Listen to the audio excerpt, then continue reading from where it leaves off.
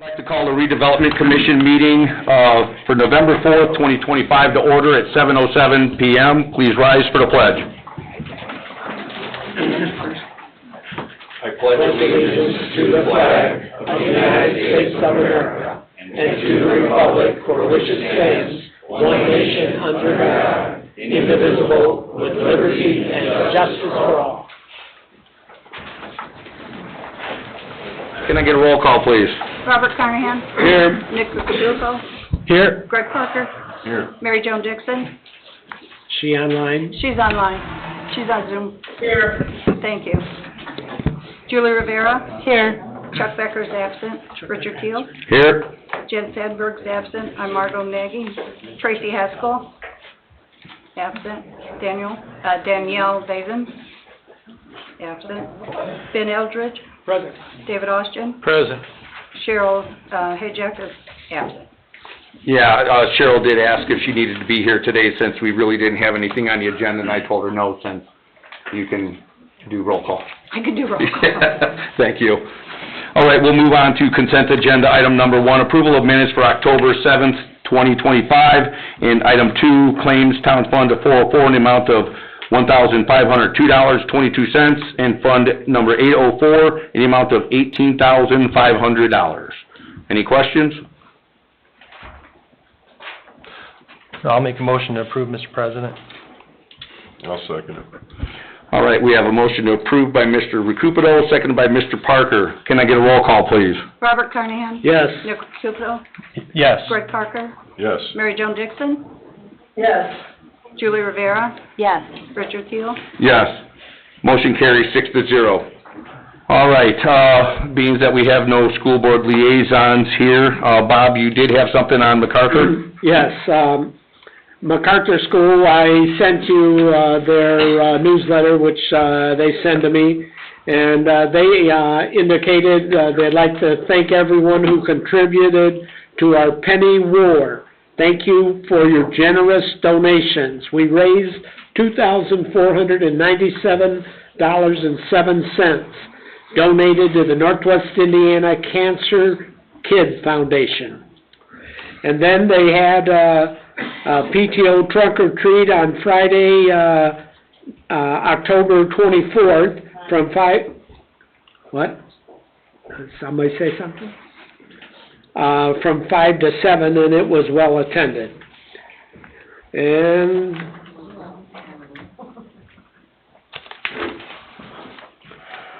then during the week starting November 27th, we're ready to be drug-free on Monday, Tuesday the 28th. Yes, but this is what happened. We don't know. I'm referring to what they sent me, and I'm just letting people know. We're too bright for drugs. For Wednesday, dream big, stay drug-free. Thursday, we are all part of the puzzle. Our school is drug-free. And then MacArthur students are drug-free and bully-free. Wear your MacArthur spirit, wear a blue. And then they had, since it was Fire Prevention Month, they did a little thing and they taught the kids to stop, drop, and roll in fire safety. I just like highlighting what the principal MacArthur sends to me each month. Is that it, Bob? Yes.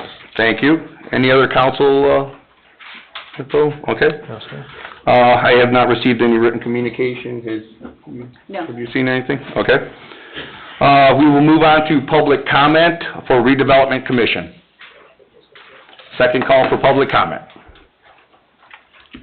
Third call? No one's online. No one's online. Seeing none, public comment is closed. It does say on the information here that the next meeting will be December 2nd. However, we are going to have a special redevelopment meeting at the next council meeting. It will be immediately following the utility board meeting just prior to town council. We're going to have a presentation from Tim Berry from Crow, just so everybody's aware of that. This meeting is adjourned at 7:12 p.m.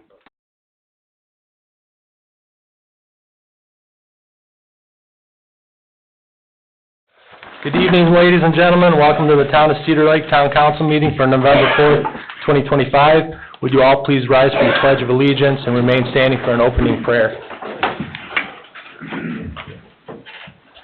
I pledge allegiance to the flag of the United States of America and to the republic for which it stands, one nation under God, indivisible, with liberty and justice for all.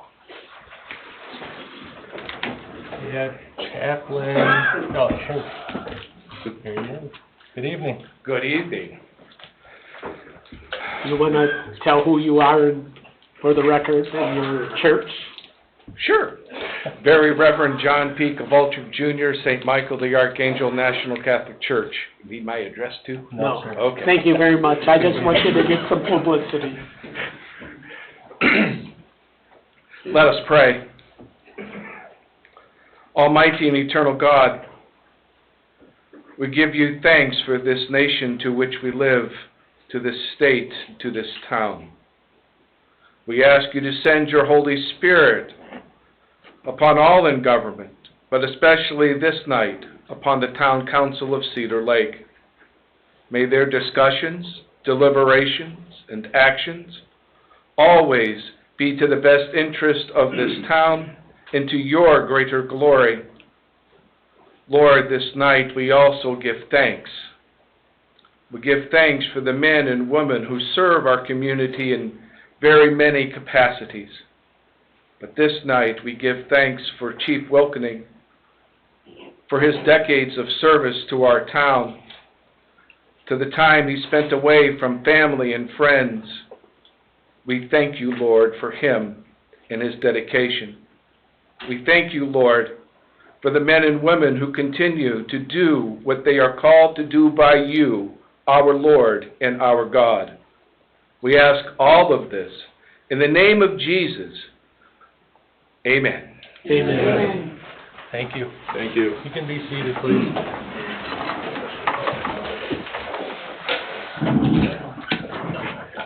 This meeting is called to order at 7:14 p.m. Roll call, please. Robert Carnahan. Here. Julie Rivera. Here. Nicholas Recupero. Here. Chuck Becker's absent. Fred Parker. Here. Mary Jo Dixon. Here. Richard Teal. Here. Jen's absent. I'm Margot Maggie. Gannett Eldridge. Present. David Austin. Present. Thank you. Public hearing, number 1, ordinance number 1519, public way vacation hearing, Yukon. This item was deferred on October 7th, 2025. Attorney Austin, read the legals. This has already been vetted for public hearing. It's before you on the continuance of the public hearing. Okay. Thank you. Do we have a petitioner? Good evening. Good evening, Mr. President. Attorney Adam Sworden here on behalf of property owner and petitioner, Nicholas Yukon and his trust. We were here last month and did our presentation concerning the Plan Commission's recommendation after several meetings as to some improvements being made at his property over at Polk Street.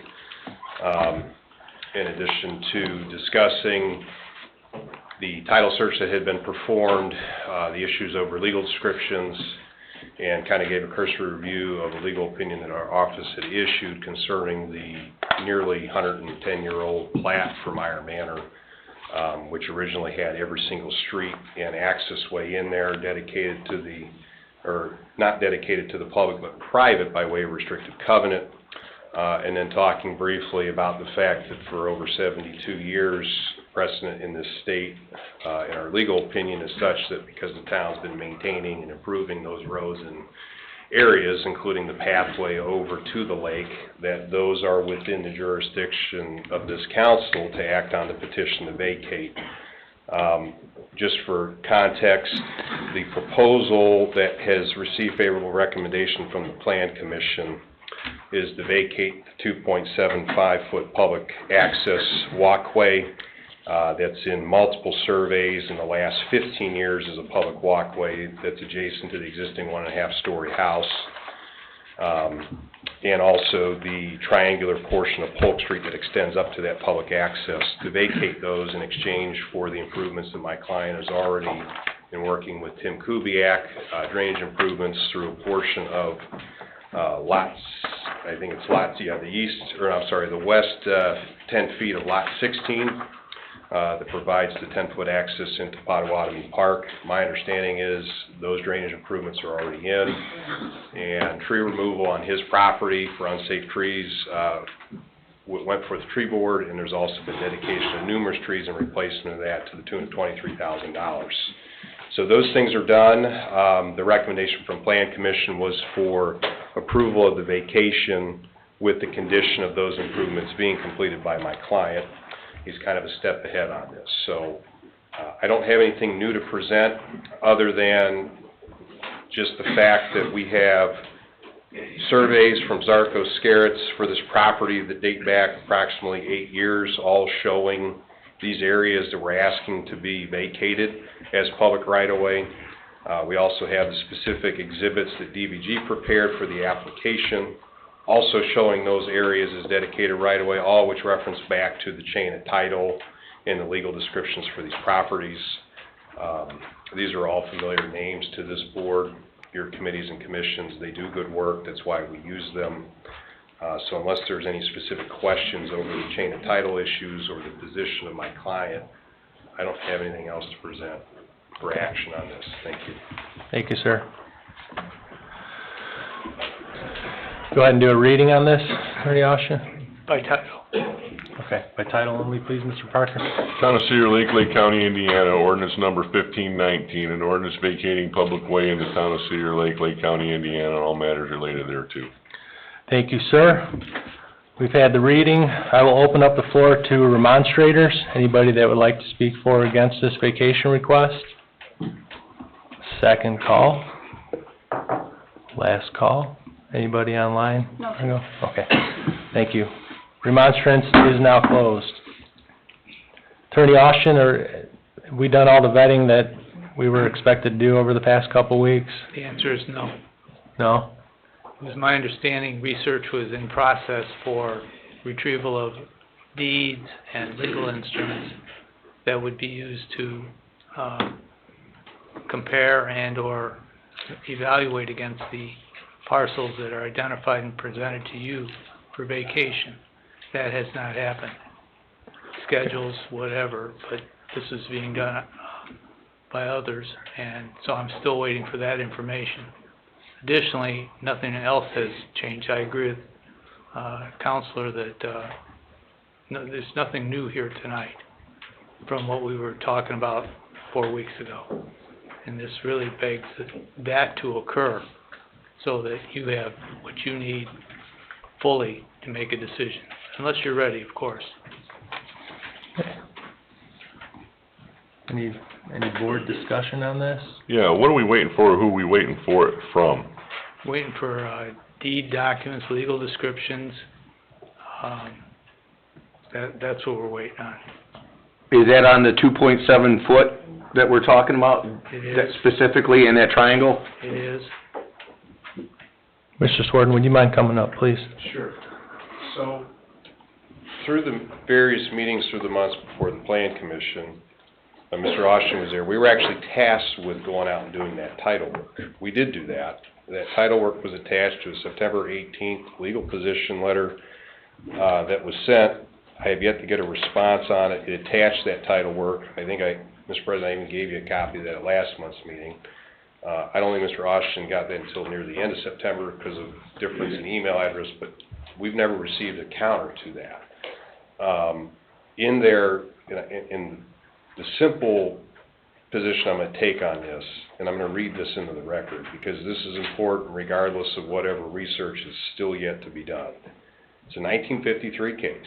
It's Connaughton versus Lewis.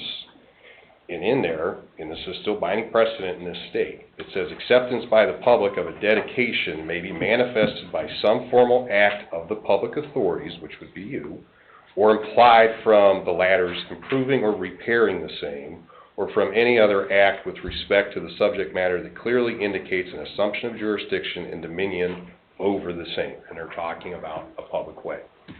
And additionally, acceptance may be established by public use. I haven't heard anybody come up here and say, These streets that are in Meyer Manor are not public. They're publicly used. I drive through there. If they weren't, I'd be a trespasser. The same thing for this lake access. And if we really want to get down to concerns over ownership, we all have in our packet the 1926 Meyer Manor original deed that talks about the restrictive covenants. And in here it has all the lots, including the west 10 feet of lot 16, which is in my client's updated survey that the town's using for public access. Where is the authorization then if you can't take action on the 2.7 feet, which is on here, for the 10 feet from lot 16? I don't get what we're getting hung up on. The law is what the law is. We kind of seem to have differing opinions depending on what area of the town that we're talking about. Well, this case in the law from the high courts, doesn't matter whether we're talking about Meyer Manor, or we're talking about the other side of the lake, or we're talking about Lakeside, which was another decision out of that same meeting last month where it was the exact opposite position of this town. Those ones aren't even showing up as platted or dedicated as public right-of-way. You guys acted on that. This one's even different. This should be easy. So, I think you have enough information here. We've done everything that was asked of us. This was vetted pretty hard by the Plan Commission. Title work's been performed. I don't know what else we could do or what else you guys need. I don't see any issue with any of the prior surveys that go through and really specifically look at this 2.7 feet. They also looked at the other pathway down below that's still in private ownership of my client, which is actually what the public has been using for the last 20 years, in addition to the areas of Polk Street. And we've removed the park issue out of this entirely. So that's not even a bone of contention here concerning some of the folks' positions in Meyer Manor as to that triangle of no man's land that's basically used for parking. So I think this is pretty simple. Thank you. Thank you. Do you have something, Greg? Yeah, I don't disagree with him. I don't see any different between this and any other situation. The only thing I see different, and I understand everything, and from what I understand, the very first presentation at that 2.7 was gonna be shifted, from where it splits lot 2 to the difference between lot 2 and 3, but then Plan Commission, after their vetting, decided to go between 15 and 16. I don't see them being comparable. The ones between 15 and 16, in my opinion, lead to a park. The 2.7, in what I believe there was gonna be an additional 5 foot added in the first presentation at the very beginning, leads to the lake. So to me, they're two completely different things, but I'm not on Plan Commission to discuss that. And we're here now with what was already, kind of presented with them, agreed upon with Plan Commission with improvements to that 10 foot. Doesn't the park lead to the lake, though? Yes, but in discussions in the past, and a lot of times with what the park is in, and can it still always remain a park, and what guarantee do we have that it will always be a park and always have access to the lake? We've had that discussion I don't know how many times. So until we know for sure that that park is gonna definitely be always a park and nothing else but access to that lake from there, I don't see them being comparable paths. That's just my opinion. But I understand the vetting that they did, the agreement with Plan Commission, and I just wanted to voice that. Yeah, and I understand where the petitioner's coming from about cleaning up this lot. It is pretty messy, and I understand that, I get what you guys are getting at here. I believe there's other access in that subdivision to the lake as well. Yes, that's... several roads, I think. As I told you, Mr. Swarton, I didn't want to hang this up indefinitely. You know, we dealt with a petition that you were here for last time that was going on for years, and we don't want to see anybody have to go through that. Right, and I get it. I just wanted to voice that I did not see these in comparable. I really liked the first presentation that kind of went to a different path, and I just wanted to state that, so. Okay, very good. Ms. Dixon, do you have anything? The only thing I want on the record is, last meeting it was stated that, the roads were maintained by the town only after they were obtained in 1971. The lakefront accesses have not not been obtained by the town, and I just want that to be on the record. So those beachfront accesses, if you look at GIS, none of those are maintained by the town. So, you know, I just wanted to clarify that, because there seemed to be, well, they're clarifying that they're taking care of the roads, they can take the road. No, we're not trying to take the road, it's a path to a lake, that's all. Okay.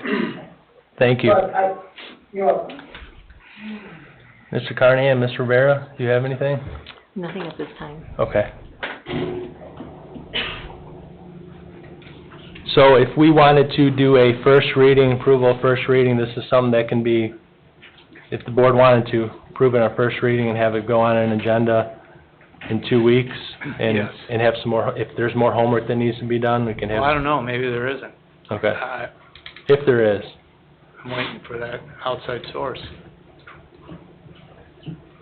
I'll make a motion to adopt ordinance number 1519, or adopt, or approve the first reading of ordinance 1519. I'll second.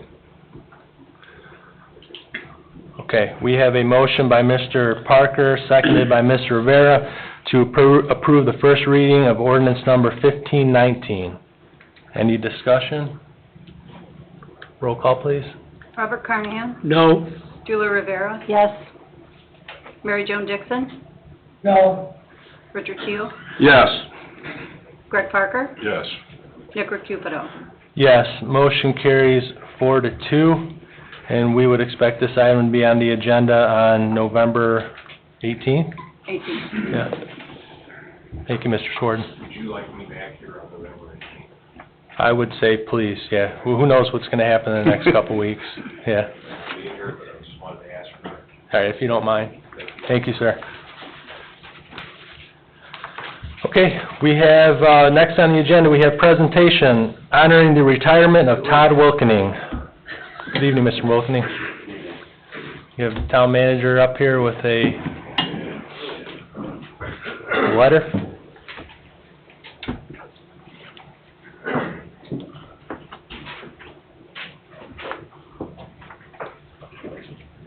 So, first of all, firefighters have a very special and dear place in my heart. My family, my uncle was a longtime fireman for the city of Minneapolis. My father-in-law was a longtime fireman for the city of Goshen, and my son is a fireman for the city of Elkhart.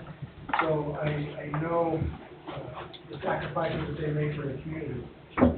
So I typed out a brief little thing here. It said, "It is my honor to stand here tonight as we recognize and celebrate an incredible milestone, the retirement of Todd Wilkening, who has dedicated 40 years of faithful service to the fire service and to the people of Cedar Lake. 40 years is not just a number, it's a lifetime of commitment, courage, and compassion. It represents countless hours spent away from family, sleepless nights, responding to calls, and an unwavering readiness to step into danger when others were running away from it." So I think about 40 years. Let's put another number out there. My father-in-law, like I said, he was retired from the city of Goshen for 40-plus years. And one time, his daughters, they were brainstorming how much time he actually missed in their lives. And over 41 years, they calculated he missed about 7 years of them growing up from being away at the station for 24 hours at a time and being called out. So 40 years is a long time, but 7 years away from the family is a long time as well. I had only a brief opportunity to work with Todd, but in my short time, I learned one thing about him. And I'm meeting his son for the first time tonight, and I'll tell you a story. When I first started here, day 2, Todd came to my office, picked me up, and said, "Let's go for a drive." So I took him around for an hour and showed you the town. It turned into like 4 or 5 hours, but I met everybody, heard a gazillion stories about his son. So a couple of things I learned about Todd is he has an unwavering love for his family. And the men and women serving on the department in this community, he's the kind of person who reminds us that being a firefighter isn't just about fighting fires, it's about family and serving others with heart and integrity. As Todd closes his remarkable chapter, we know he's earned every bit of rest and relaxation that retirement has to offer. But even as he steps away from active duty, his legacy will continue to live on. in this department, in this community, and in every firefighter who has the privilege of serving beside me. On behalf of the Cedar Lake Town Council, the Cedar Lake Fire Department, and everyone gathered here tonight, thank you for your 40 years of extraordinary service. We wish you good health, happiness, and many well-deserved peaceful mornings that don't begin with the sound of an alarm. And we have this plaque that we had made for Todd. So it's in honor of retirement, presented to Todd Wilkening, in recognition and sincere appreciation of your dedicated service to the Cedar Lake Fire Department and Town of Cedar Lake. Your unwavering commitment, professionalism, and selfless service have made a lasting impact on the community and those who had the privilege to serve with you. With gratitude for your years of service and best wishes for a fulfilled retirement. Presented by Town Council of Cedar Lake. Presented by the Town of Cedar Lake Town Council. So, I have this plaque for you. Thank you for your service. Thank you. And also, we have, give you your chief badge from Cedar Lake Fire Department.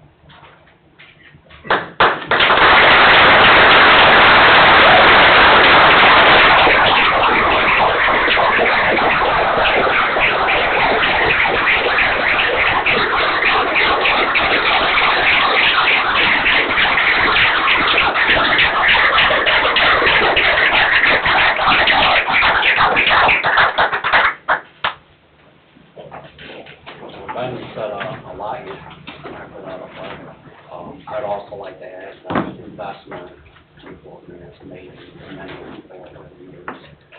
We see a lot of young faces and older faces in the room. Well, thank you for everybody gathering here tonight.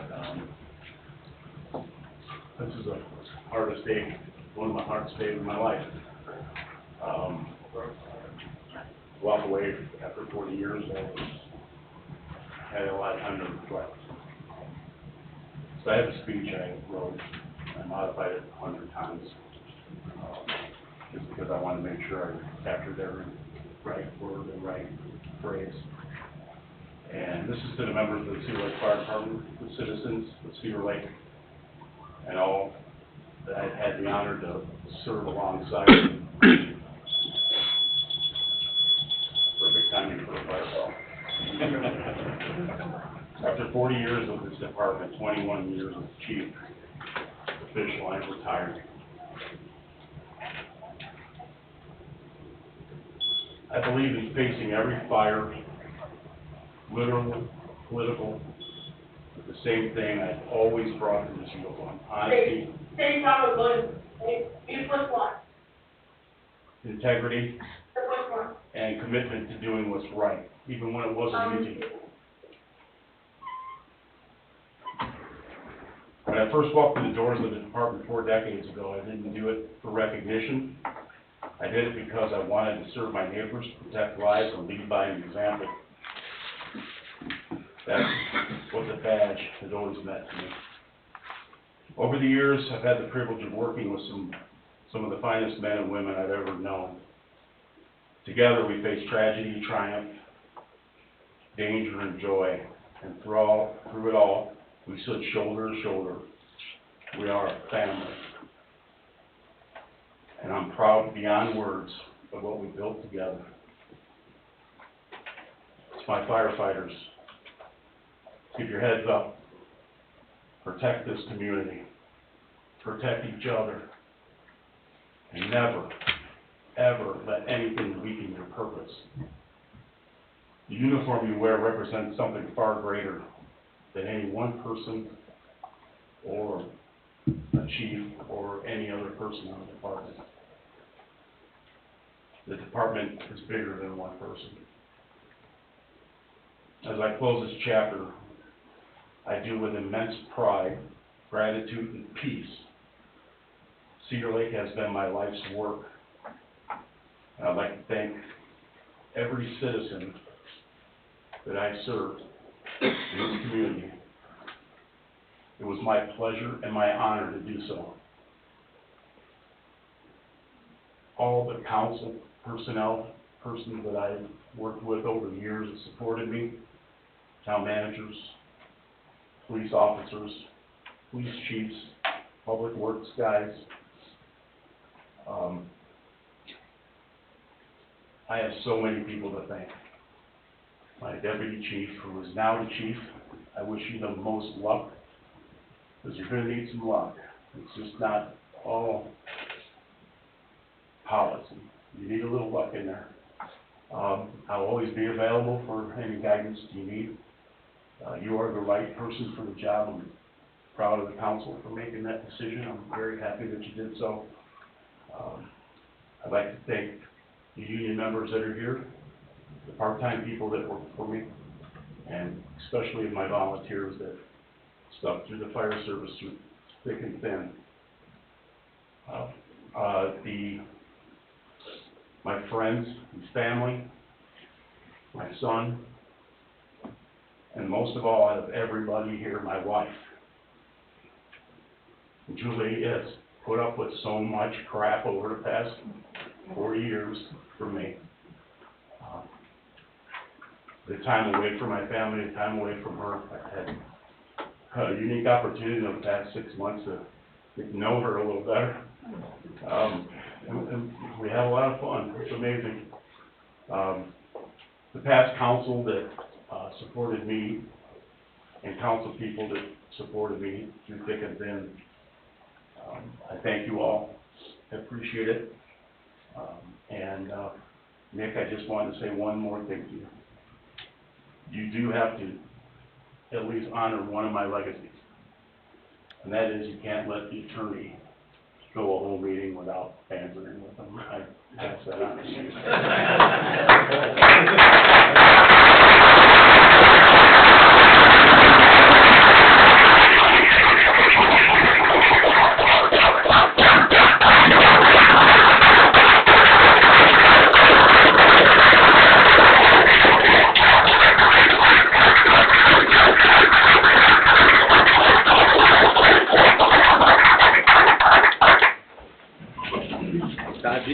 Do you want any pictures with family? I do. I would like to have pictures. It'd be a good opportunity.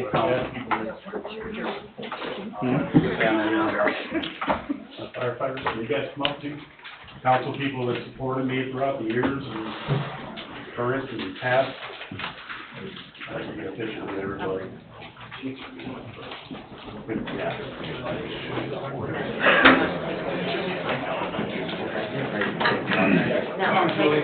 I'll take you.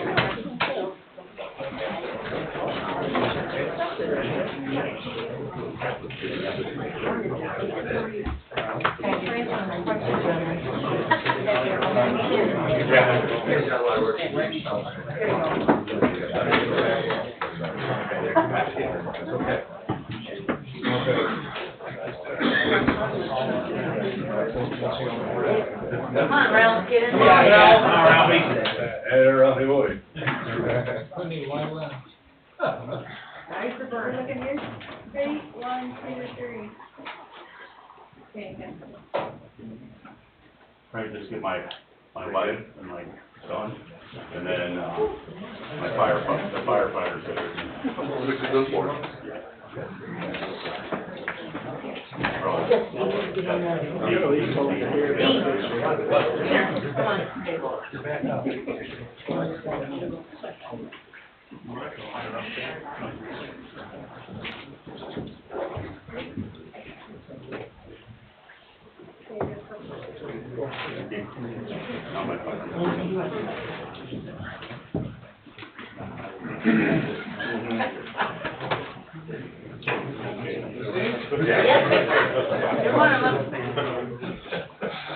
How many families you got? A lot. How many you want? Co-pack.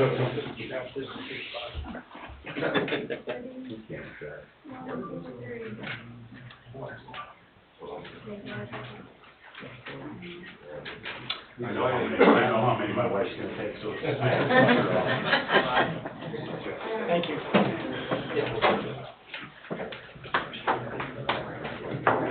Dave? David, you come up here. Randy. Ralph and, Rick. The old regime.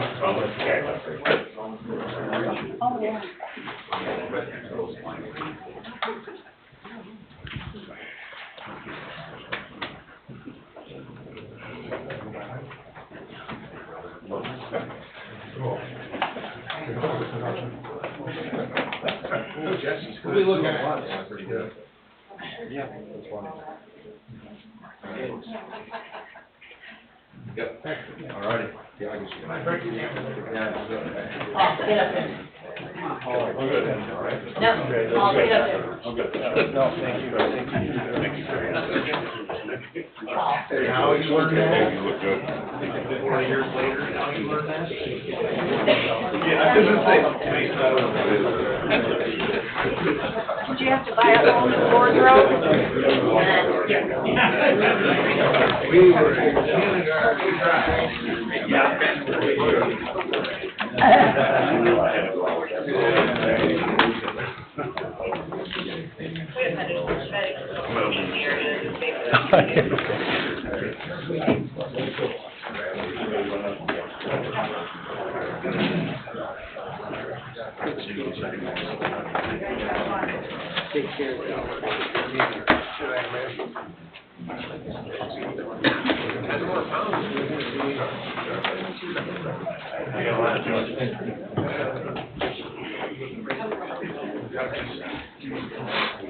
I wanted to say he's good now.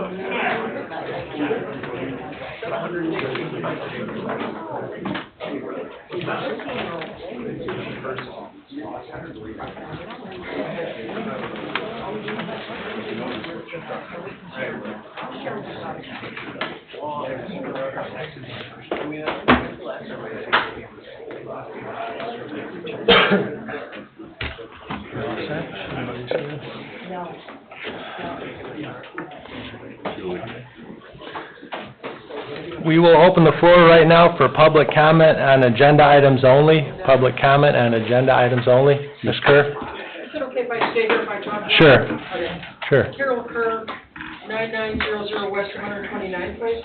And I was told this would be the time to talk, that it's on the second page, that consider waiver of developmental moratorium for the old top homes. That's blue sky. And what I want to know is, there's a little water tower in this little diagram. Who's going to pay for the water tower? And if you will pay that tonight, did you get permits from IDEM? Bless you. Yeah. That's something we're gonna have to discuss. We'll answer those questions when we get to that agenda item, the water tower and who's gonna pay. You know, you have the comments for the public after you vote, and that's why I questioned it today. Yeah, I called his secretary, the town manager, because can't we talk before you vote? Yes. Do you want me to address that? Yes, the town manager, he can answer that. So currently, there is no plan to construct a water tower to go along with the wells that the developer has offered to put in for us. We would control the production wells with SCADA controls, or you'd be able to control them electronically. So as more water is required in the distribution system, the SCADA will kick on wells in the series to provide that pressure to the community. So currently, there is not a plan to build or construct a water tower. The production wells that will be put in, hopefully will be controlled through electronics. Then why are you voting on lifting this if you don't have any plan? We will get into that. Pardon? We will have that discussion when we get to that agenda item as to Well, why. you'll vote on it and I can't ask anything. I mean, it doesn't make any sense, and what does item say? Did you apply for any permits? Right now, the plan is to put in a test well to make sure that we have a sufficient amount of water, groundwater in that area. Test wells do not have to be permitted by IDEM. we will notify IDEM that we're putting in this test well where we're putting it in, just as a courtesy to them, but test wells do not have to be permitted. Okay, but when you do these wells there, if OTOP hasn't committed to a tower or a tank, my understanding, I'm not a water expert or an engineer, but I did talk to one today from Highland who was pretty sharp. And are you gonna, you're not gonna put the water tower in, we're 92% capacity, item said, before the Oak Brook was even built down the street from me. So, you know what scares me, and I don't understand why other people aren't bothered or speak up, because I asked a question to the Siebel guy who was here, and I said, God forbid I had a fire in Monastery Woods, would that fire hydrant be able to put it out? And did you remember his answer? Depends on the time of day. I think that goes for any and all communities. It goes for any and all communities. So people are taking a shower and I have a fire in my house that's gonna burn to the ground. Yeah, we were notified by IDEM that you contacted Ian from IDEM, had a conversation with him, and Ian contacted, a representative from Seabell, and we had that conversation with them today, so, So why isn't that frightening to everyone sitting in this room? and your comment is, what's the comment, not a question? It's a public comment. What is your comment, Mrs. It's a Kern? comment, but it's a truth.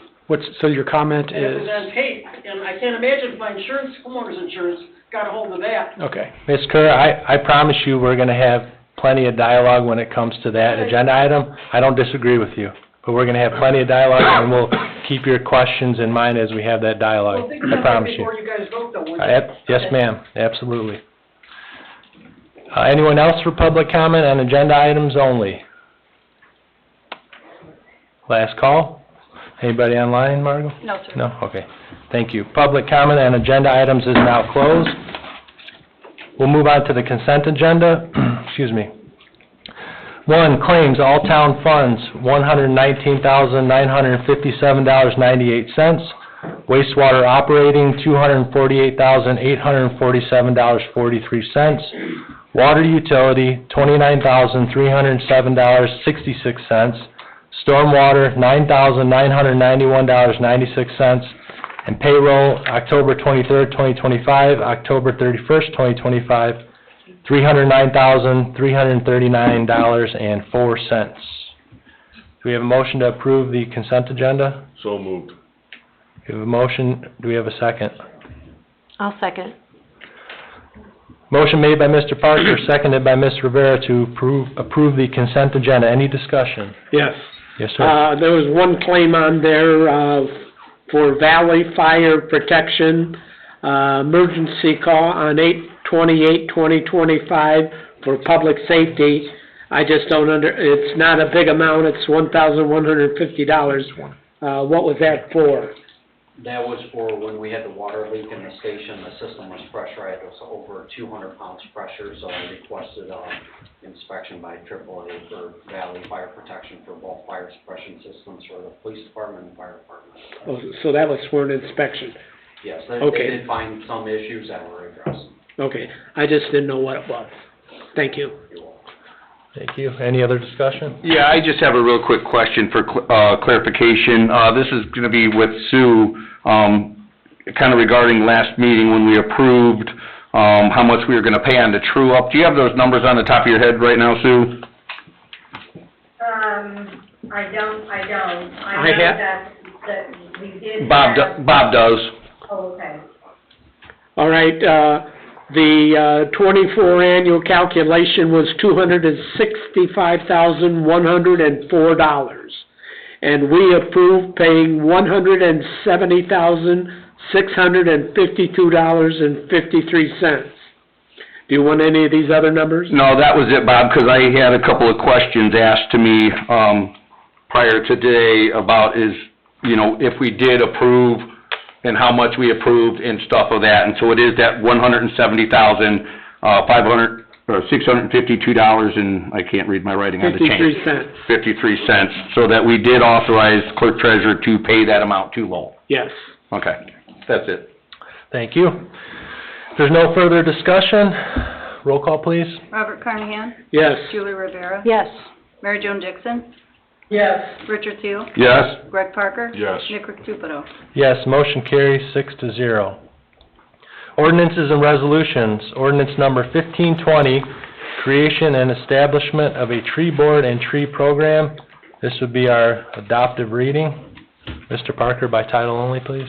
Town of Cedar Lake, Lake County, Indiana, ordinance number 1520, an ordinance authorizing the creation and establishment of a tree board and tree program for the town of Cedar Lake, Lake County, Indiana, on all matters related thereto. Thank you, sir. I have no questions but for Mr. Kubiak. We talked about this last meeting and the concerns with the public works operating. Yeah, I got a chance to go over it with Cliff pretty well, and, there is some provisions in there for, you know, the tree board doesn't have to approve every tree cut down. The town can approve a tree to cut down. The only caveat in it is that if we do cut a tree down, we need to report it to the tree board for record keeping, and then the stump needs to be removed, so. This is only on public-owned property though, correct? Public-owned property, and it really, after looking through the whole thing, like trimming trees for the, you know, right-of-way and brush, there was some 3-inch and basically just crowning, like, basically cutting out the middle of a tree around the wire. That's kind of the thing that it's against doing, but, I don't think it'll affect us at all, other than the reporting aspect of it, but it's not, you know, I mean, it's not a hindrance, I would say, so I don't see it being a problem. So do we have companies contracted that come through here to work for, like, NIPSCO? You know, clearing out around those lines, and how are they gonna know about this ordinance? I guess that's gonna have to be something that we let them know, and then, I don't know you know, a lot of the people that are, you know, where they're cutting those trees and leaving the wire in the center of them, I mean, they call that crowning the tree or trimming it, but I guess those trees need to be removed and replaced rather than doing that. You know, that's really the option that they're looking for instead of, you know, cutting the centers out of them, so. Okay. I don't know particularly, I mean, I guess those trees are in the right of way, so if the people, you know, I mean, it's just like we have that fight every time when we trim a tree. It's actually in the right of way, but people assume that it's theirs because it's in front of their house, so. Okay. I'm sure that's gonna go on, you know, still, so.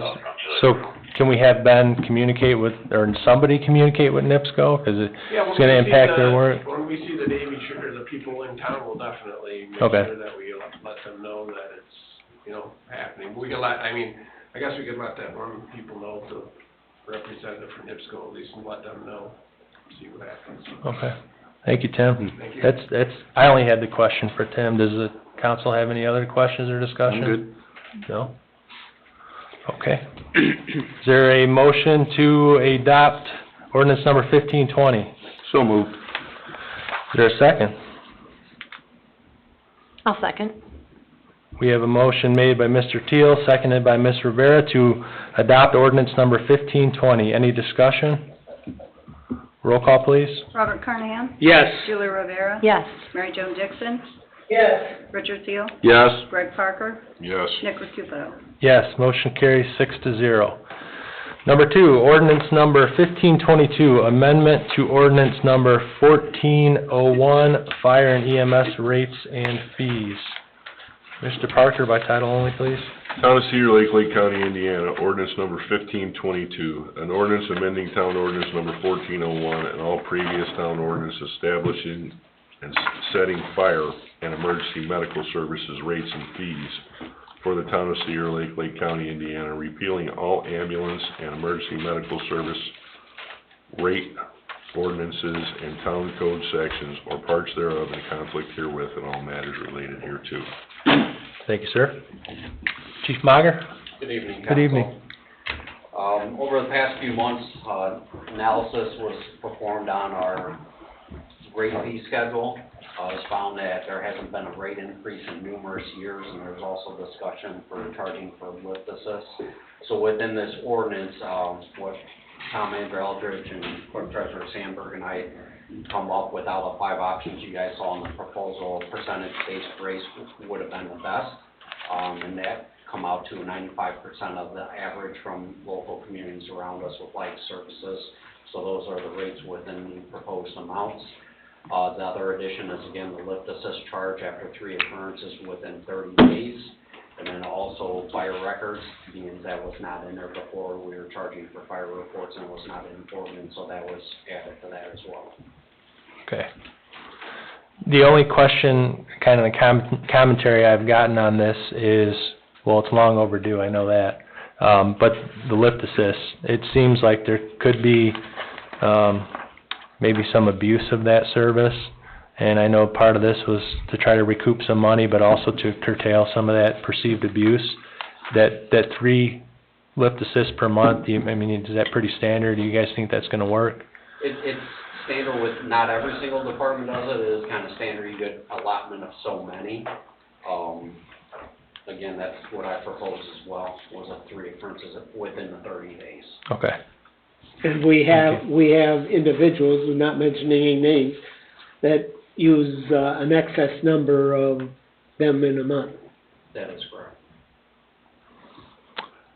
Okay, I'm gonna get to Attorney Austin. Attorney Austin, you were the one to draft this ordinance, correct? The bulk of it, I think the staff did a tremendous job Okay. of work, effort in getting to the numbers. Okay. Any commentary for us? No, just No. don't do it too often. I'm sorry? Just don't do it too often. Okay, It's a big jump. yeah. I would like to read some of these off, if you don't mind. Please, Bob, go ahead. Basic life support, currently $750, goes up to $1,010. Advanced life support, $800, going up to $1,280. Advanced life support level 2, that was level 1, the other one, was $1,000, going up to $1,500. And the lift assist, you get 3 of them free for 30 days, and then after that, it's $100. So I just wanted to lift a few of those up. Okay, thank you, Bob. Mr. President? Yes, sir. If I may add too, this will coincide with the EMS non-reverting fund for much-needed equipment replacement plan in the future. So that is a bulk of, the money's gonna be dedicated for equipment replacement in the future. Okay. The percentage rate. Okay. And that fund's already established? That is correct. Okay. That's where it currently goes, and that's where we buy EMS equipment from, EMS non-reverting. Okay. And when was the last time these rates were updated? It's unknown, talking to Clerk Treasurer Sandberg, she said it was before her time. Okay. That she even knows of. Very good. Any discussion? So is this a 2-reading ordinance, Attorney Austin? It is. Okay. Do you recommend that we do this all tonight, or have a I do. 2? Yeah, okay. If there's no other discussion, is there a motion to approve the first reading of ordinance number 1522? So moved. Is there a second? I'll second it. We have a motion made by Mr. Parker, seconded by Ms. Dixon, to approve the first reading of ordinance number 1522. Any discussion? Roll call, please. Robert Carnahan? Yes. Julie Rivera? Yes. Mary Jo Dixon? Yes. Richard Thiel? Yes. Greg Parker? Yes. Nick Cupido? Yes, motion carries 7-0. 6-0. Oh, I'm sorry, 6-0. Thank you. So then, if we're gonna handle this tonight, we need a motion to suspend the rules to allow for a second reading. You do. Someone like to make that motion? I'll make a motion to suspend the rules. We have a Second. Second. We have a motion by Ms. Rivera, seconded by Mr. Teal, to suspend the rules to allow a second reading of ordinance number 1522. Roll call, please. Robert Carnahan? Yes. Julie Rivera? Yes. Mary Jo Dixon? Yes. Richard Thiel? Yes. Greg Parker? Yes. Nick Cupido? Yes, motion carries 6-0. Second reading by title only, please, Mr. Parker. Town of Cedar Lake, Lake County, Indiana, ordinance number 1522. An ordinance amending town ordinance number 1401 and all previous town ordinances establishing and setting fire and emergency medical services rates and fees for the town of Cedar Lake, Lake County, Indiana. Repealing all ambulance and emergency medical services rate ordinances and town code sections or parts thereof in conflict herewith and all matters related hereto. Thank you, sir. Do we have a motion to adopt ordinance number 1522? Motion to adopt. Is there a second? I'll second. We have a motion made by Mr. Teal, seconded by Ms. Rivera to adopt ordinance number 1522. Any discussion? Roll call, please. Robert Carnahan? Yes. Julie Rivera? Yes. Mary Jo Dixon? Yes. Richard Teel? Yes. Greg Parker? Yes. Nick Cupido? Yes, motion carries 6-0. Ordinance number 1522 is adopted. Thank you guys for the work on that. Thank you, Attorney Austin.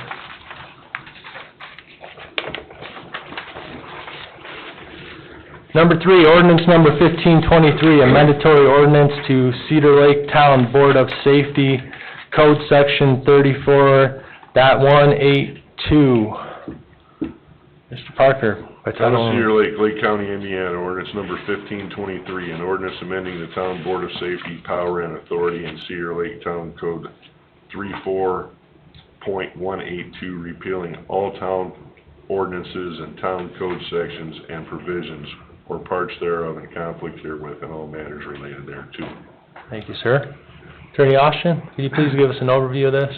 This is a very well schemed piece of legislation. It takes the Board of Safety terms and provisions and clarifies them more as to the duties and responsibilities of the Board of Safety and as is transferred to the Town Council. Shrinks it. I call it my anti-lawyer law. Shrunk the verbiage. I don't know where Todd is, so we can argue about it. That's Nick's job now. The Board of Safety is identified and recognized as the policy-making body.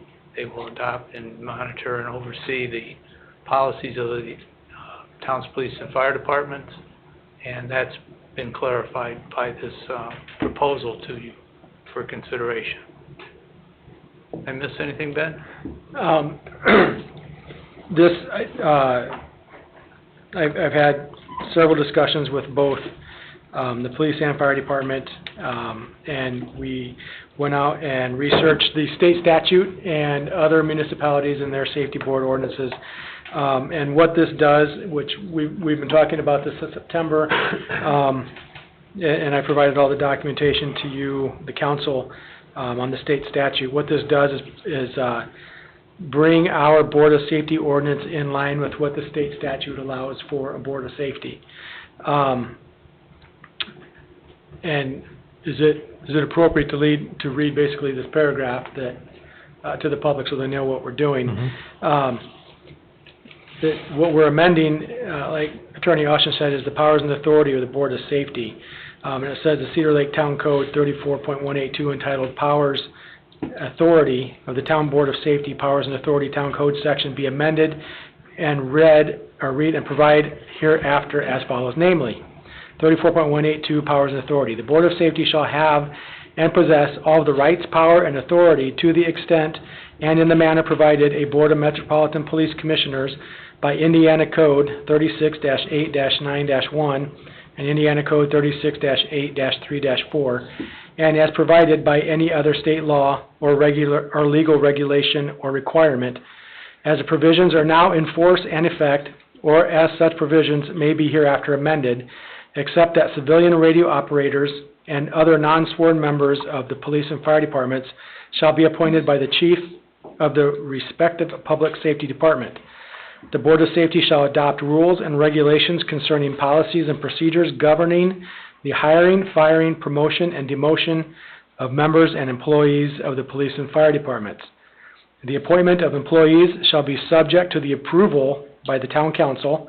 The rules and regulations of the Board of Safety are made a part of this section, and the Board of Safety may amend said rules and regulations from time to time as it sees fit. So basically what we're doing is just an amendment to an ordinance to align our town ordinance with the state statute. Okay. And I needed it really dumbed down, and that's why So- I called you. And I asked you, Ben, what is the town council going to be taking care of now if responsibilities shift? So what happens now is, when it comes to the Lexipol policies, those will be discussions between the chiefs and the town manager's office. The town manager will then return a report to the council. When it comes to financial matters, those will be discussions between the chiefs and the town manager's office and the clerk treasurer's office. which we will then return and report to the town council. The safety board is, as this states, and as it states in the state statute, will be responsible for the hiring, firing, promotion, and demotion of members of the police and fire department. So there's no more added burden to the town council. Currently, I think the policies are between the safety board and the chiefs, and then we return and report to the town council. But the state statute, we're kind of operating outside of the realm of the state statute is what we've learned. And this brings the policy in line with state statute for a Board of Metropolitan Police Commissioners. And then the functions that you just mentioned, not only are we aligning with the state statute, but how you mentioned this is going to kind of go, how it's going to work, is more in line with how we handle our other departments as well. Exactly. Like just in line with the other departments. Exactly. Yeah, okay. Makes sense. Okay. Thank you for the explanation, Ben. And this is a 2-reading ordinance as well? It is. Is there any other discussion on this item? If not, is there a motion? on the Motion first to reading? approve. First reading? First reading. We have a motion made by Mr. Teal, seconded by Mr. Parker, to approve the first reading of ordinance number 1523. Any discussion? Roll call, please. Robert Carnahan?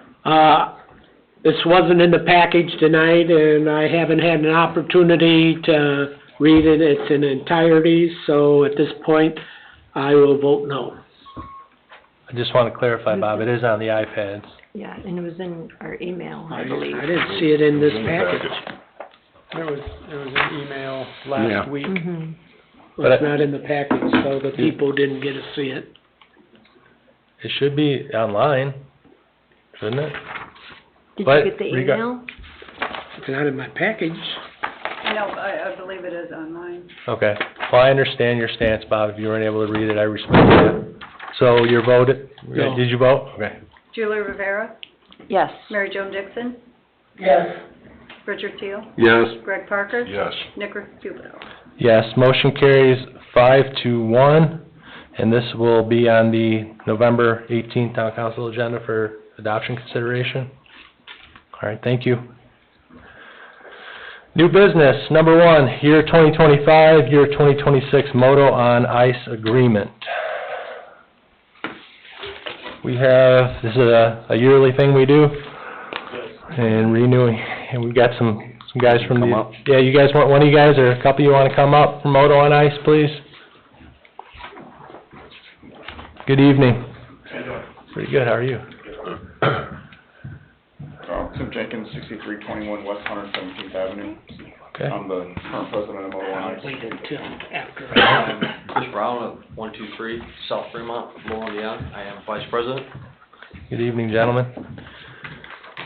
Anything changing, other than dates? Nope, that's it. Yeah, did, Fairly new the same. okay, I know our attorney went over this. Anything I changed on that? did, I prepared it actually, and rolls over, but I'd recommend the town manager's office review the insurance provisions with you guys, make sure that they're compatible with what we've done in the past. And it's my understanding there may be some coverage items for neighbors or adjoiners that need to be looked at. Okay. Again, it's a review in advance of having the event Correct.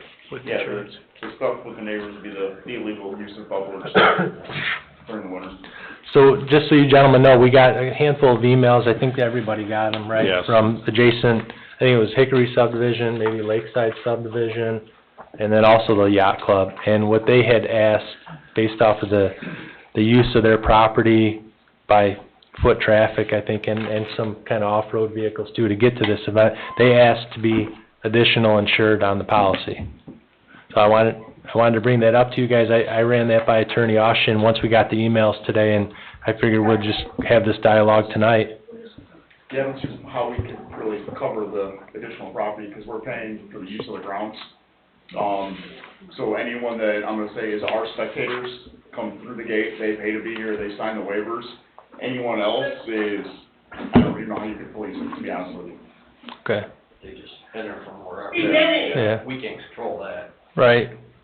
I mean, because we get the guys that put in at the north end of the public launch and ride straight across the lake, and they end up down here.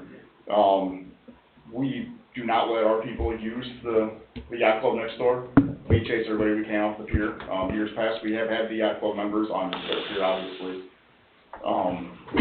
Same thing with, right down here to the south of us, the guys that come on the lake right there, we can't do anything with that. DNR has chased those people off of the lake for throwing beer bottles and stuff out of the lake. But that's nothing we can really control. Right. Okay. Did you have something, Attorney Austin? Well, the liability coverage is for mutual benefit, really. So if there's some definition in the policy or some additional definition of coverage, we know you're not inviting people to trespass. We know that, but people do. Right. So we're trying, I think, to make certain that everybody's protected. That's all this is about. We'll have to check with our insurance guy. Yeah, that's really the point. Check with your insurance, and they need to know what to do for approval, how to put a term in there about insurance. Okay. That's all. Ms. Dixon, did you have anything? I think you're muted, Mary Jo.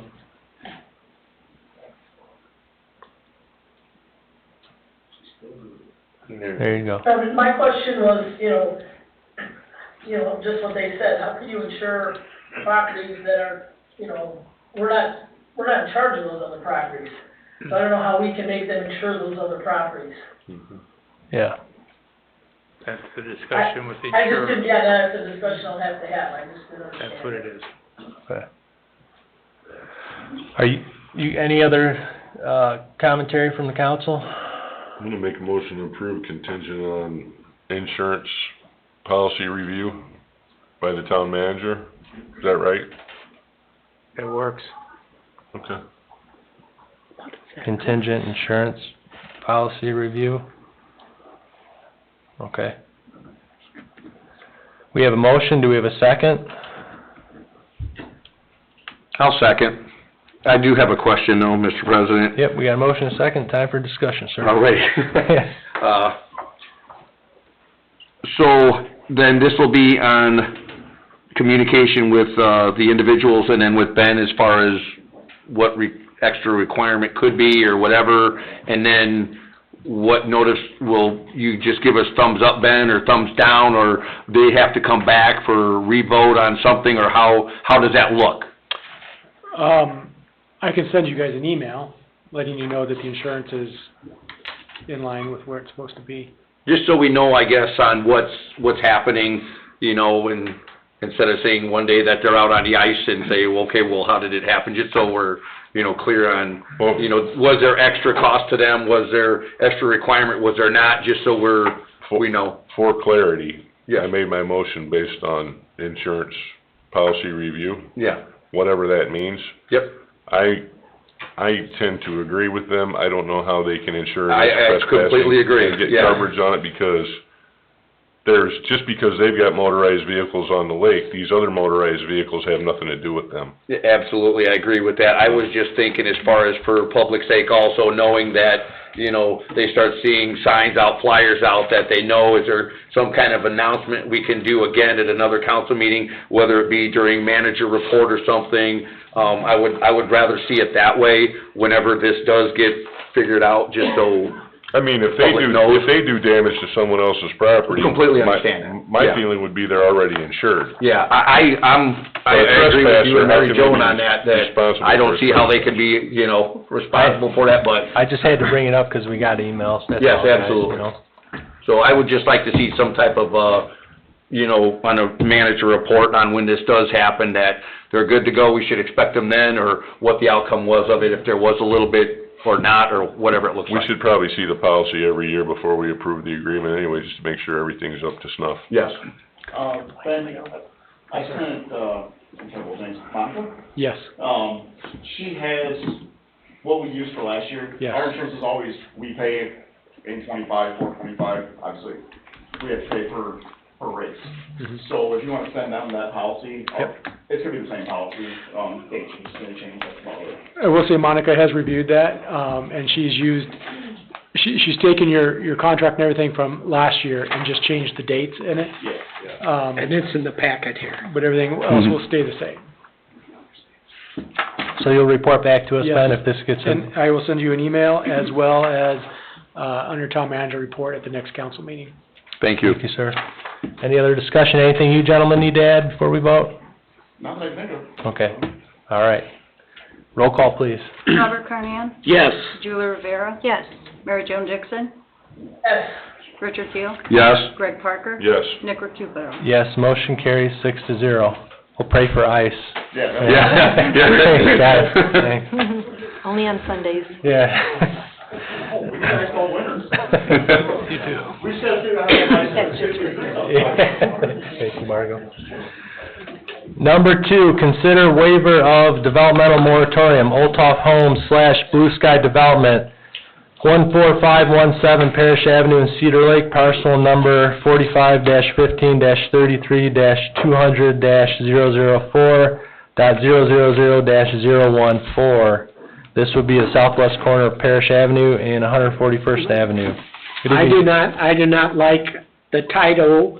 I don't think we are going to consider lifting the moratorium. I feel we're just, whenever somebody comes in with over an acre, we look at them on a case-by-case basis.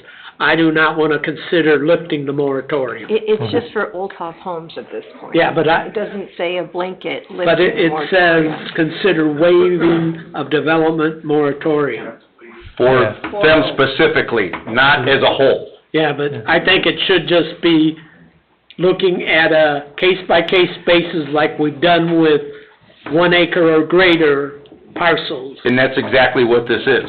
Maybe we should add the word "for" after Yeah. moratorium for. Yeah, so this is a request this is just a request just strictly for this parcel, just so we're clear. But I don't like the word, like we're lifting the moratorium. People could misconstrue that, That's why it that we're says- lifting it on everybody. That's why it says Understood. a waiver, not a lifting.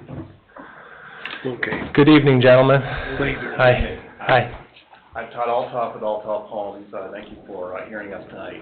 And we're here to request the waiver just for this community, and it's so that we can proceed with other work to coordinate an additional well to the town that we'll be advancing funds for to solve the water supply challenges. So we'd be a part of that. There would be other dollars we have from other communities that are in the queue. So we would be spending our money to certainly, in the end, if we're successful and if we're able to walk through the process, we would have a new community, but more importantly, we would really help resolve the challenges with the town right now and be a part of the solution and pay for it. And so we have started, we've done a trace fracture analysis. We have sited for wells. We'll be drilling these wells. We'll be testing. This will all be on our dollars. And if we're successful in all this, I think go through the process. The earliest we would be moving customers into new homes there would be 2028. So it would be quite a ways down the road. So, and the water would be in place, the supply would be there before we ever get to that point. Ed Rexenwall, my Director of Land Development, is here, and he can explain a little bit more about some of the details of that. Yeah, so as Todd mentioned, we already began proving out these wells, or the well, so we did a fracture trace analysis. The site showed to have 2 A locations on it. What that means is that those are potential areas that have great capacity and water quality. So we met with Peerless Midwest this past week to actually site those locations on the property.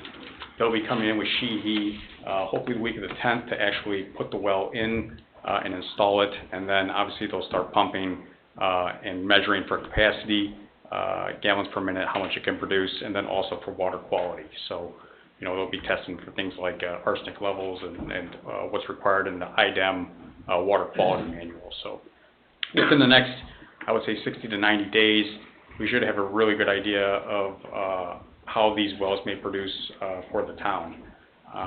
Then, as Todd mentioned, you know, and to Mr. Carnahan's point, you know, we're just looking for a waiver for this particular property. We've worked with other municipalities in the past on siting municipal infrastructure on our parcels, but we just feel it's good practice for us to be able to plan our development along with this potential municipal use on that site as well. It helps protect the municipal use, makes everybody aware, and also allows us to kind of plan around that, so. And, if these wells don't produce quality water and quantity of water, then you probably wouldn't move forward. Correct. And, how will this help the west side with our water situation?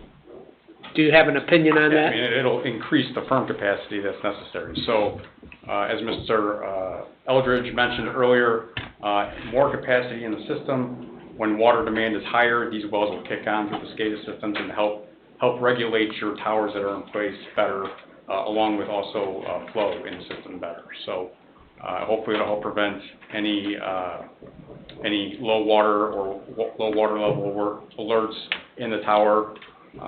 So it's going to provide more capacity in the system. Into our water tower that exists. Yeah.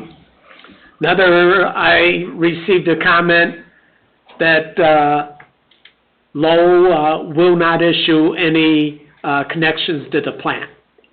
I don't know if that's fact or not. We had a brief discussion about that this morning, and correct me if I'm wrong, Rich, but I think Neil's thoughts was we just need to get Lowell the paperwork, and Yes. they will sign off on it. Yes. Yeah, there was a meeting this morning I just happened to walk into when I was signing some stuff for unsafe. I believe I was here for about 2-3 hours. Should have brought donuts, but... Yeah, I wasn't counting. Anyway, there was a lot of discussion with Neil on the stuff that we would be required to sign for NOI for wastewater side of it, and that Ben would sign that, need to go down to Lowell. There was some discrepancy like we've discussed in the past, as far as what we had on our inventory, which was kind of platted on other developments that you guys have had, on what they've had on their books. We're still trying to figure that one out. And just so everyone knows, in the public also, that if this were to pass or not pass or whatever, that everything still has to go to Plan Commission as well, depending on water. I'd like to say that it's kind of almost similar to how we did a little over 1 acre parcel right on 133rd, right by the tracks, with the development there. I wish that we could have asked Kevin Baldwin to be on here today. That would kind of coincide with our master plan for the water. That it would, require all the engineering, what usages are, stuff like that. So none of it would be approved by Plan Commission. So even if it were to pass today, it would still have all the vetting through Plan Commission, all the vetting through engineering, and everything down the line. So it wouldn't be like, hey, you guys are thumbs up, you can start building, because that has nothing to do with this council. But this is the first step for that to happen. When Don Oliphant was still our engineer here, and I had discussions with him on well site placement, stuff like that, being utility board president, there was discussion over at the dewatering facility. There was discussion that it is more feasible, centrally located at the Blue Sky parcel, or Hawkinson as we called it back then, that it fits better with the water master plan for feeding the current towers. That's why the original plans, I understand, was when there was a tower there, but there's really no need for that at this time. It just needs to feed the rest of the system. So just so everyone is aware that this doesn't say, hey, you guys are good to start building, just so the public knows, because all the phone calls we received, questions we received, and stuff like that, just so the public is aware. This is us being transparent between the council, developers, and public, so they can see the process, questions they get asked, how things come to be, how it comes on the Plan Commission. Because if there was no moratorium, you guys would meet with building department, get with your plans. If everything fits, it gets put on an agenda. This has to happen before you guys can ever do that. For us to fix our water problem, in my opinion, this fits with the water master plan, centrally located. We just got to pray that you guys have good water, and then, because right now it's all just speculation until we see those results. And is the crops out yet, or? Yes, yeah, we sited the well last week with Peerless, so. Okay. Can I comment about the water tower situation? So our peak demand is during the summer, not so much in the winter. So we're choosing to not construct a water tower at this time and control it with a SCADA system is because if we had a water tower, we would have 200,000, 500,000 gallons of water sitting in the air for 9 months out of the year with very little turnover. So that's why we're choosing to control this with SCADA and not a water tower at this time, because our peak demand is during the summer hours, or summer months. And so to keep the water quality good and not to worry about turnover through the winter months, that's why we're choosing not to build a tower. All right, on this layout here, it lists the water tower. Yeah, unfortunately, that layout was from probably 2 years ago at this point. So when we originally were planning for this community, we've always tried to have a municipal facility on it. It was in the northwest corner. At one time, it was a water tower. Obviously, the needs have changed.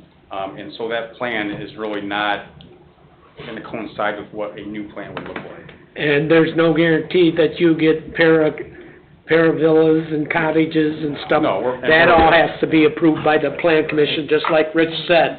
But my concern is if these wells pan out with quality and quantity, that we can help the west side of the lake. And with the SCADA system, where you start to run low, one well will be on, and then that'll kick on another well. And how many wells do we have over there now? 4?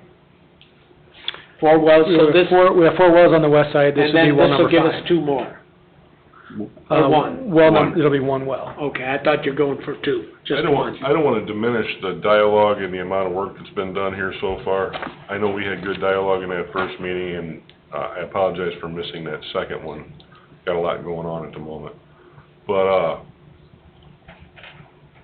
me personally, just erring on an extreme amount of caution and learning from some of the mistakes that have been made in the past.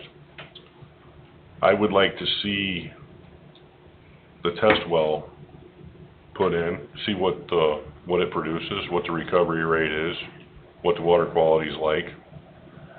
Then kind of bounce that off Kevin Baldwin, our engineer, and see what we need to do to enhance that to create a long-term solid solution for more growth on the west side. And I would like to see that happen before we consider any kind of waiver. Just to be responsible and thoughtful of what happened going forward. I didn't mean to interrupt, Greg. I share your feelings on this too, and we have granted relief from the moratorium. This council has for smaller projects, as Mr. Teal stated, but when, like the last one on 133rd came through, there was vetting of the usages here at the council level before it moved on. Correct. We don't have that now. And we did institute a moratorium. A majority of this council put the moratorium in place. And I applaud you guys for going out and searching for water. I really think every developer should be doing that to provide for the development that's going to come to town. But I too would like to see that before it goes to the plan commission, because I hope everything works out in your guys' timeline. It is a bit aggressive for my liking, but I'd rather make the decision knowing what we got. Yeah. Knowing what you have, knowing what we have. What kind of timeline do you think you guys would get with results back from Peerless once the well is in? So we, as a council, and you guys know as well, on if this doesn't go through today, and I can definitely respect what their concerns are. I understand that, it wouldn't be shovel-ready. It still has to be vetted through Plan Commission. But just so we're all on the same page as far as expectations, how are you guys with the thoughts of if it doesn't go today, what's your expectations on being back in front of council to get that? Let's say in a perfect world, it's got good water, Kevin and Christopher Burke gives it thumbs up. Still 60 to 90 days? Yeah, we'll have reporting within 60 to 90 days, so That would give us better You're information talking January. to plan with. We were hoping to do it at the same time, right? Right, Working right. and get results. If our results are negative, we're probably not. And so, But I want to respect. right, and I, you know, in conversations that I've had with Ben in the building department, knowing on how timing is, when our requirement is for them to get applications in, it would be like a month in advance. So this is more of a timing issue, and then if there's no water on it, let's say this was, it did pass, they find out there's no water, it's not gonna be on a plan commission, and it would be withdrawn from any other application. Well, here's another way to look at that, though. If there isn't any water there, the quality isn't good, or the recovery isn't good, and all these things factored into it, we're still on the same path we were before. We're looking for ways to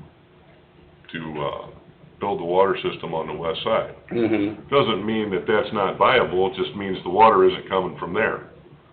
So it still puts us on a better path to know what we're doing for supply and storage down the road, with potentially seeing what you have and then bouncing it off the engineers to see what they can do with it.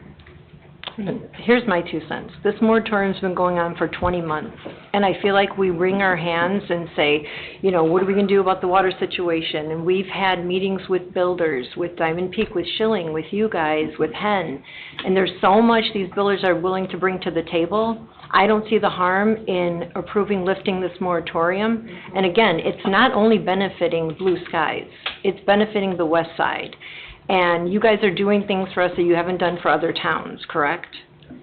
I feel like this is a step in the right direction. If we keep kicking the can down the road, it's 20 months, it's 24 months, it's 3 years. We're not considering kicking the can on the road, we just wanna know what's there. That way we can decide to make a decision on that. Right, or but- move on to something else. We gotta do something We different. do. And as Rich said, you know, it still has to be vetted by the Plan Commission. It still has so many steps to go through. If we could start the ball rolling tonight, which Well, was my hope. I'm on the plan commission, I know how the plan commissioners think. I'm fairly confident that they won't approve anything not knowing what the water supply is like. And I'm glad you said that, because the way I see it, Greg, is there are 3 council members on the plan commission.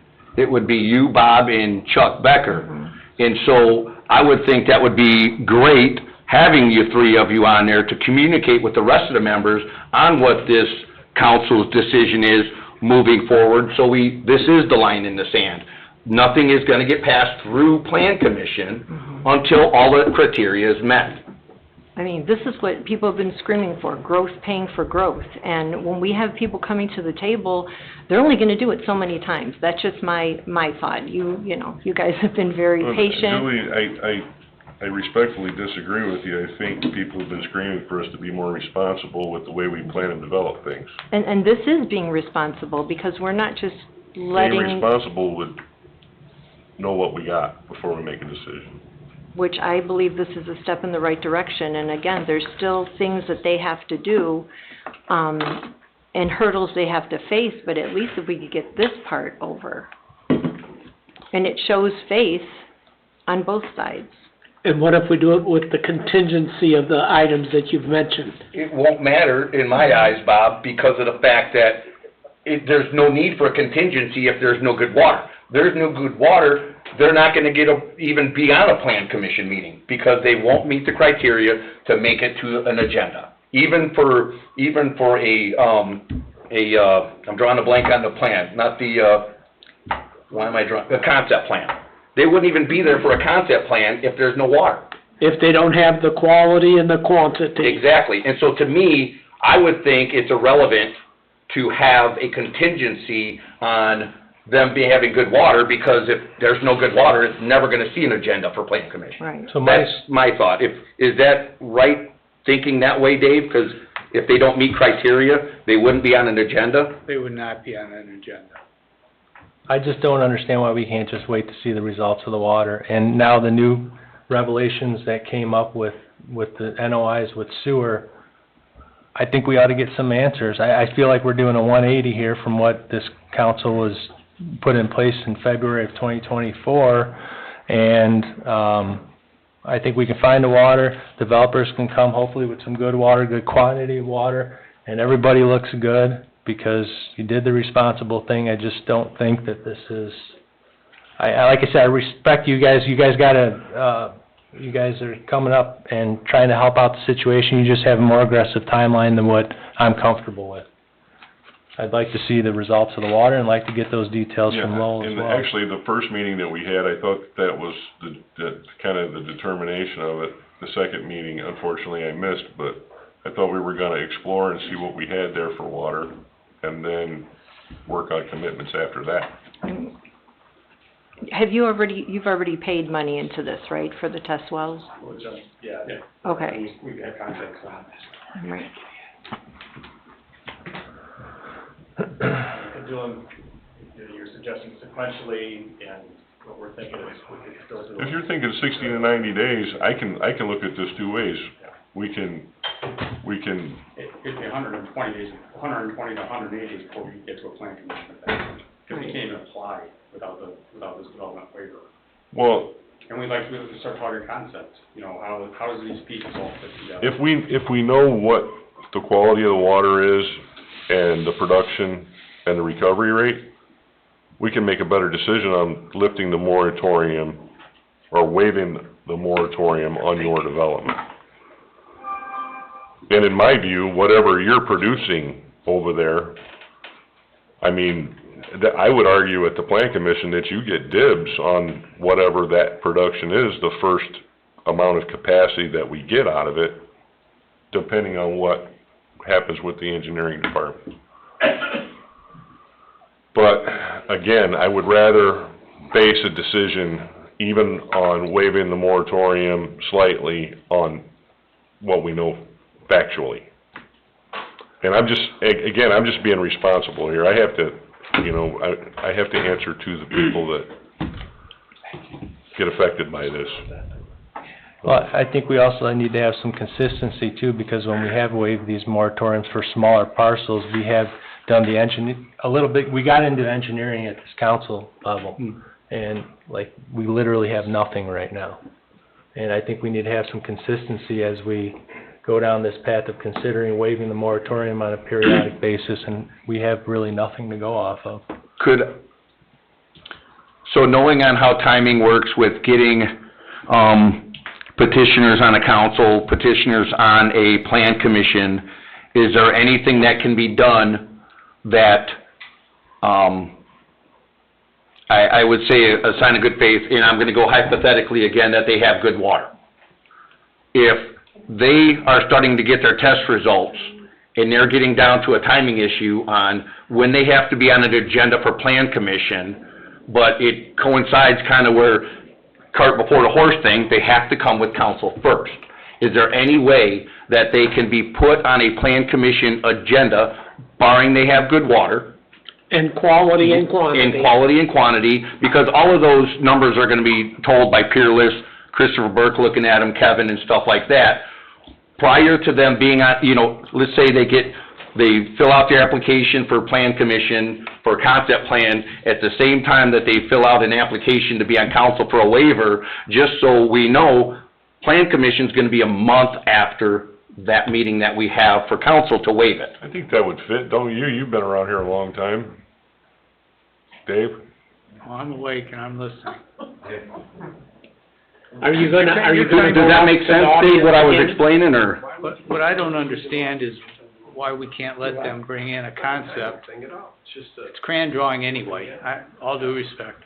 You can bring in a concept anytime you want. And Well, but they can't. in getting an idea from the plan commission, starting whenever now, a month from now, whenever it is, and contemporaneously with that, work on this, water supply, quantity issue.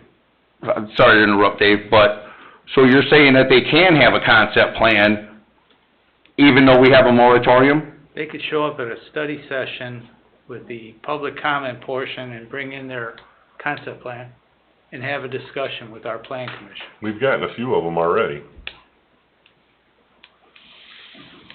But, trying to look at it from their side, that could just be throwing money away if there's no good water, but, Well, then we gotta know that one way or the other, and they do too, yeah. so. And if they don't find quantity and quality, they're going to abandon it. I was looking at this two different ways. I was either thinking of just voting no for the waiver. Now I'm thinking about deferring it for 90 days and see what you guys can find out in 90 days. Would you be okay with that? Does it have to be set at You can be 90 days? honest. I'm sorry, I just, We could defer it for 60 days, and if you have some better information in 60 days, I'm willing to hear it. But it helps us to plan too. The more we know, the better job we can do with the engineering department and making a plan to get out in front of some of this other stuff. It all hinges on what you got, and we don't know what that is. I don't see harm in waiving it, because again, as Rich said, it still has to go through the plan commission, you still have to do the NOIs, you still have to do a lot of legwork. They can This'll still give bring them a a head concept start. to the plan commission, Julie. Once this genie's out of the bottle, it's out of the bottle.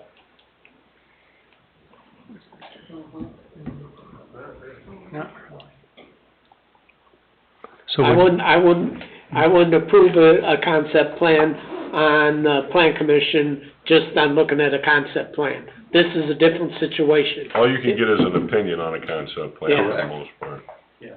Well, if we don't start getting builders to offer to front the infrastructure, who does it fall on? The ratepayers? Who pays for it? Well, they can, Julie, it's just, can't they just come in with water first? And say, hey, here's what we got for water? I mean, we told the residents, they were sold houses where they can irrigate their lawn, and I never irrigated my lawn, so I don't care, but there's a lot of people that care about it. And then we told them, no, you can't do this anymore. You can only do it so many days. So we took that from them, and then we're gonna say, we're gonna start pushing through some development right now before we prove to you that there's water. Well, It's a little embarrassing that we had to make a choice whether you could water your grass or flush your toilet. Well, many towns do irrigation on and off. There are other towns that do that. I could, It's, sorry, I'm sorry. Oh, go ahead. You were gonna say- Again, for years though, we were, on the plan commission level, we were never told how irrigation affected the public water system. We didn't find out about it till we had a crisis. That's right. So, I don't think it was a crisis, it perhaps depends on who we request- talk to. We can request a deferral for 30 days. Maybe we can come back in 30 days with an update for some of the progress we've made. You know, it's important to us that we can all do this together. Mm-hmm. You know, we're gonna come to plan commission. I'd like to have a plan commission that, also is on board with the process, right? And so that's important to us. We'll keep the progress going on our side. Would that be something, I'm just making a suggestion, that perhaps you come back in 30 days? I'm personally okay with the 30-day deferral with an update. Yeah. You know, maybe you guys get some more data in that time and things get fast-tracked a little bit quicker. Possibly rewording Yeah. for, That'd be great. specifically for this item. Yep, I Yeah. wanna make sure we do this together, but we wanna make progress, we wanna do it with you guys. And this, we know this helps the residents, we certainly know that it provides us and our staff with work, right? But, you know, if it solves it for the residents, you know, that's If positive. you wanna go on a 30-day timeline every 30 days till we know what you got, That's a great idea. Let's do that. I'll make a motion to defer this item for 30 days. I'll second that. We have a motion made by Mr. Parker, seconded by Mr. Teal to defer this consideration of the waiver of the developmental moratorium for Blue Sky Development, for 30 days. Any discussion? My only discussion piece is, we gotta get that stuff straightened out with Lowell, so that'll give us some time to get that worked on too, and I hope to have an update in 30 days on that too. So, For that item on the sanitary side, I think that could be longer term for all communities in town, right? And so I hope that wouldn't be a hindrance when we get to the point of being able to move forward. At least we can take the steps forward with the water, solve the water, while we might wait for, you know, sanitary resolution. So, Yeah. which certainly is for many communities, right? So. absolutely. The water expansion has to be ongoing. This will just be hopefully the second or third piece to it. There's other things that need to be pursued, Yeah, and we're working on it. yeah. And we can accomplish things on water while we're, waiting for. Certainly. sanitary solutions, yeah. Nick, you kind of indicated that you were gonna let the public talk before we made a decision. Are you gonna do that? Well, there was a public, I didn't indicate that. I indicated that we would have discussion. Oh, I thought you were gonna open it up to Well, them. they had a chance for public comment, and it's just a deferral, so when we get to the 30-day mark, and we'll have another public We're not meeting. making a decision Well, tonight, you there's said we public could comment talk. in a Excuse couple me, of you said spots. we could talk. Ma'am, you There's guys, public there comment was at the public end. comment at the beginning. We got and 3 now there'll items be- till public comment. What? Okay, I There was, put this agenda. there was public comment earlier on agenda items, which you commented on. We had our dialogue, now there'll be public comment after this. After you vote. Yes, Right. after we vote, On the deferral. on the deferral. Okay, it doesn't make sense. Okay, Sure. all right. Any other discussion? Did you have anything else, Bob? No. No? I'm good. Okay, roll call, please. Robert Carnahan? Yes. Julie Rivera? Begrudgingly, yes. Mary Jo Dixon? Yes. Richard Thiel? Yes. Greg Parker? Yes. Nick Recupero? Yes, motion carries 6-0. Thank you, gentlemen. Thank you very much. Thank you. We'll move on to reports, town council reports. Any reports? The Legacy Foundation is going to have, a luncheon on, November 21st, Friday, and, you have to register, or, get there at 11:30. The luncheon starts at 12. They will have business leaders that will be looking for the outlook for 2026 in business. It's a very well-attended meeting. It used to be held by the Lake County Advancement Committee, but the Legacy Foundation took over that agency. And they are having the regular November meeting with bringing in business people from the region and the United States, and it's always been very interesting. Where's that located, Bob? Avalon Manor. Avalon Manor? I sent everybody, email on that. Okay, thank you. Anything else for us? Well, that's all I've got. Any other town council reports, Mr. Teal? I do have a question. I guess it kind of can coincide with Old Tops coming in and requesting this. As far as, does the council think that when they are here, since it's kind of opposite of our utility board meeting on timing, and we just did a 30-day extension, which will be another RDC, on requesting Kevin, Baldwin here, for some of these questions. I understand, Ms. Kerr's question on the IDEM saying the 92%, whatever it was, but then also Kevin, when he did the master plan thing, we're more like 72 to 75%, if I remember the numbers correctly, in that the IDEM numbers of the 92 were basically from like a one event thing, not the calculations that Christopher Burke did on the average flow instead of one event. So does the council think that that's something that Kevin Baldwin, even though it's kind of a 2 weeks from the other utility board meeting, that he should be here to possibly answer any? I think he should definitely, he's gotta be involved in this once we find out if there's a production well over there. Yeah, but do you think that in 30 days that it would be wise to have him, online at least? And not to diminish Kevin Baldwin, here's part of my problem. We know we've got 1,500 or so lots that are already approved and not built on. Correct. If we're at 75%, that's still concerning. If we're at 80%, it's alarming. If we're at 92%, we're kind of screwed. Yeah, absolutely. So, at the end of the day, even if it's 72%, and that's a real number, and I don't know if anybody can narrow it down that close, and that's a real number, we still got 1,500 lots approved already. So I guess the modeling then on their water data, how would that look is in, once we do find out that, what the water is, what that looks like, what percentage that brings down to knowing what anticipated amount of homes they're gonna put there. That's above our pay grade as a council. Well, certainly. That's the kind of thing though that, like I said, we'll bounce it off the engineers, see what they think about the production and the recovery. certainly we'll have better information to make a decision on. It's better to know what you got before you plan it. So this is something I think when we have the next council meeting in 2 weeks, that we can ask Kevin to request him to be here in 2 weeks from that meeting, which would be December 2nd meeting or December first? 2nd would be the next meeting for Altough Homes. I just wanted to throw that out there if everybody would feel more comfortable with him.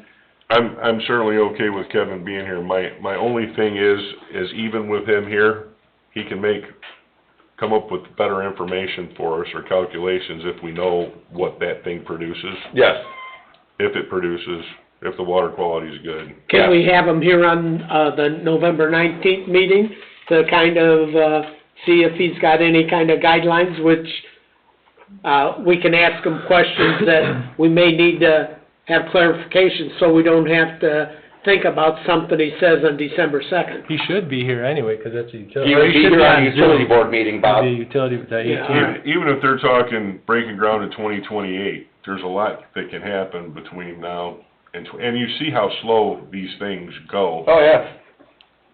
And funding for it. Yeah. And the economy could crash too. Well, I hope not. Yeah. As far as Well, I'm it concerned, could. it already is crashed. It did that in 2008. Do you have anything else, Trish? No, I'm good. I just wanted to throw that out there if that's something we can request, you know.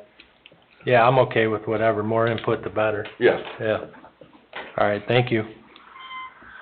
Town Attorney, Attorney Austin, anything for us? Thank you, sir. Clerk Treasurer, Ms. No Nagy, do you have anything? No? Thank you.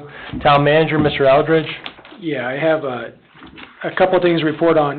First of all, our Park Superintendent, Mindy Ray, has been actively pursuing donations to beautify the community. I'm not sure if I'm going to pronounce his last name right, but Aaron Sharkey from State Farm Insurance. There were 2 crabapple trees out front here that were removed.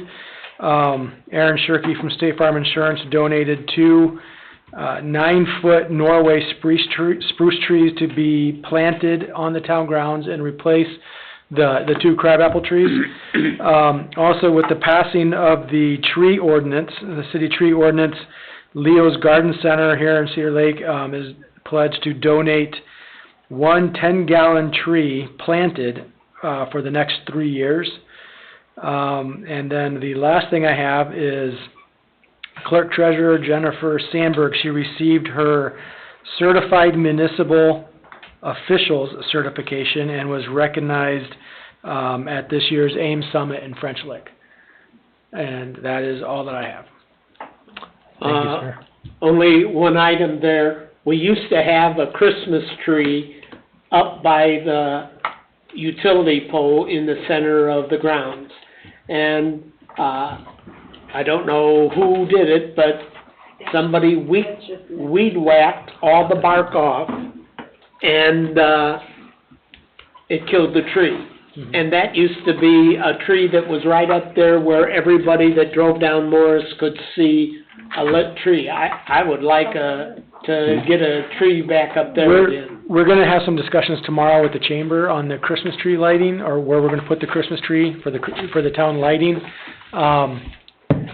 As part of, and I don't know all the details here because it's before my time, but as part of the new fire department and police department agreement, that they were going to plant a certain amount of trees to replace trees that were removed. And those trees, it's already been identified where those are going to go. And so we want to keep those trees are going to go there on town grounds up by the fire department. And so we're going to have discussion on one of the blue spruces that are being planted here, utilizing that as the town Christmas tree. People come down here to the police department, the park department, town hall to pay their bills, town council meetings. And so this is, the discussion we're going to have tomorrow with the chamber is utilizing one of those 9-foot blue spruces as a town Christmas tree. We could have one there, we could have one up there too. Thank you, Mr. Eldridge. We'll move on to written communication. Did we receive anything, Margot? No. Okay. All right, thank you. I just got a message on my watch here that Chuck Abram wants to know if we were going to have a Veterans Day celebration. I don't know of any that's going on in Cedar Lake, and we haven't done anything. In the past? Yeah. Yeah, okay. And I don't know if the American Legion has anything. They used to have a retirement of the flags on November 11th, but they moved that up to June 14th. Yeah. Okay. We'll open the floor to public comment for the council. Public comment?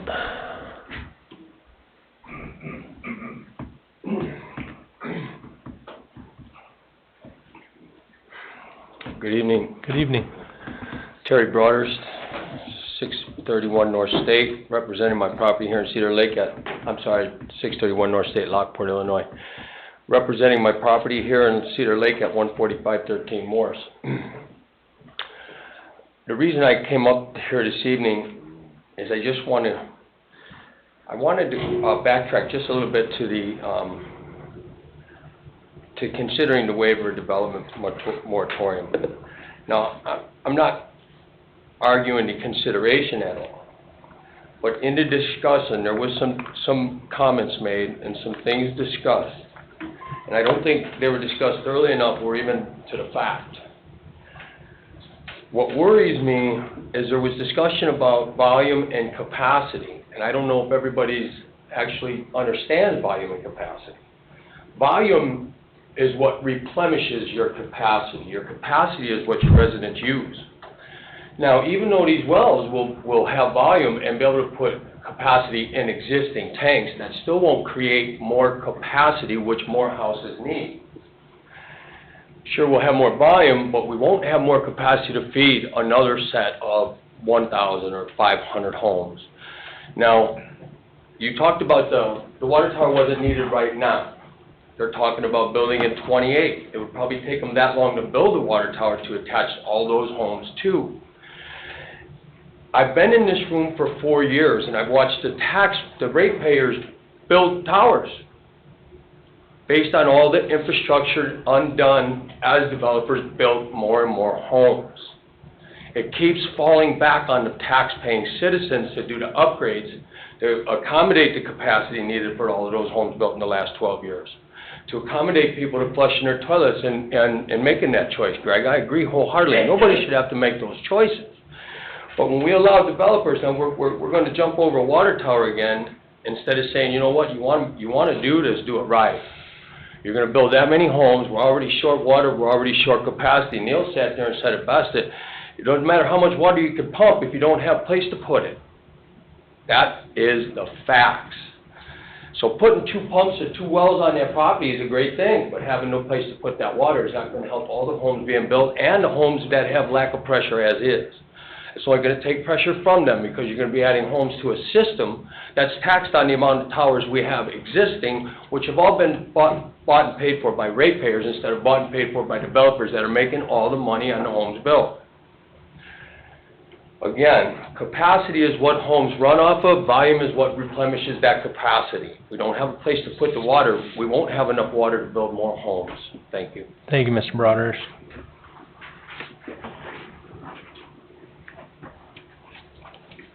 Hi. Hello. Barb Orsey, 10290, West 138th Place. Sorry. There was an election today. Yes, Hanover Township School System referendum to extend the referendum for, I believe it's another 7 years. So, for those of you who voted no, it is not your lucky day. According to the results, the referendum passed. Passed by 52.7% to 47.29%. Sorry, Carol. I'm sorry, what did you just say? The referendum passed for the schools. So you won't get a little break on your taxes, but the schools will have the funds that they need to continue the good work that they do. And so I just wanted to let people know because I try to keep up with that stuff. But you know, in my mind, and I will say, I voted for the referendum, I do support the schools, but it's still somewhat of a hollow victory for me, and the reason for that is that out of the, thousands of registered voters, we had a whopping turnout of 16.25%. Mm-hmm. So, what I'd like to mention and emphasize is that this isn't unusual. This is typically what we have in the town, and it's even typically what we have in the state. And it's just a sad commentary on not people here, because obviously you guys here care about civic duty, but there's so many people that don't, and in the 3.5 years I've been here, I haven't seen any improvement. I don't know what to do. I feel bad about it. I wish there was more civic engagement, but, you know, in my mind, anytime somebody says something now about, well, you know, have complaints about whatever's going on, ask them if they voted. Yeah. Thank you. Thank you, ma'am. Thank you. Anyone, yes, Ms. Kerr. Cheryl Crowe, 9900 West 129th Place. I questioned this agenda earlier today. I called the town manager's secretary because I saw you were going to vote before we could talk. And you said I talked before now in another area, but it's before I had the variables. Would you agree? I didn't know what they had to say. I didn't know what you had to say. So how could you give an opinion if you don't know the picture? The other thing is, why is it our fault that you bought land that you don't know you could put water or a sewer on? Ma'am, can you please address your comments to us? Why is it our fault that the old top builders that are billionaires bought land that they didn't check out that they could put water on, okay, or sewer? Another thing is, this town council really relies on Kevin Baldwin mainly and the Christopher Burke engineering. Well, they didn't do such a good job because they didn't do the actual dredging another company did. Well, we lost $8 million. Altogether from the past town council, sorry, you lost $32 million. Is that a correct statement? You wasted it. I don't know. Correct? I don't know. Which is not his fault either, the builder. But don't sell us out, okay? Because right now, I'd like to move out of Cedar Lake, but I don't feel in good conscience I could sell my house knowing I got water and a sewer problem that has not been fixed. Knowing that if I have a fire in my house, it probably won't be put out. Not the fault of the fire department either, but it doesn't make you sleep real good at night. Thank you. So don't sell us out. Thank you. Anyone else for public comment? Thank you, council, for your service to the community. Thank you, Mr. President, for the opportunity to speak. We need your name and address, please. I was getting to that. Okay. Randy Niemeyer, 13610 Ivy Street, Lake County Councilman, 7th District. Hello. I wanted to talk a little bit tonight about SCA 1. Bob, I've been watching some meetings, and there's a lot of excitement about it, and rightfully so, because there's just a lot of confusion. So we have a really talented financial director at Lake County, Scott Schmall, who has been working on this. I've been working with him on it, and we're working with some legislators as well to look at opportunities to improve some of the legislation going forward. But looking at kind of some projections coming ahead, he did a full-scale analysis of the minimum amount of lit each community would need to replace the distribution of funds that comes from the county through CDET and the public safety lit. So right now, the way that that's structured is there's a 1.5% income tax countywide. 1%, so 2/3 of that income tax gets applied directly to property tax replacement credits. So what that does is it lowers every parcel's property tax by 18%. So for example, you see it in credits on your property tax bill. That credit, the county credit, that is the PTRC. That's being generated by income taxpayers to subsidize property tax bills. That was a 2013 mandate as part of adopting the local income tax here. There was a distribution formula attached to it. So at 27 for 28 budget year, that distribution formula disappears. So what does that mean for Cedar Lake? Well, Lake County won't need that 1% for the PTRC. Right now, there's about $250 million a year in collections in income tax. 165 or 170 million of that goes directly to property tax replacement credits.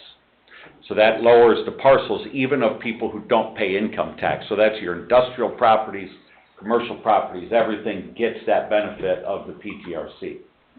So once that goes away, the county won't need to apply it anymore, but what that'll do to municipal government is communities that already have cap loss will experience even more cap loss because Lake County will take up a bigger chunk of the tax levy.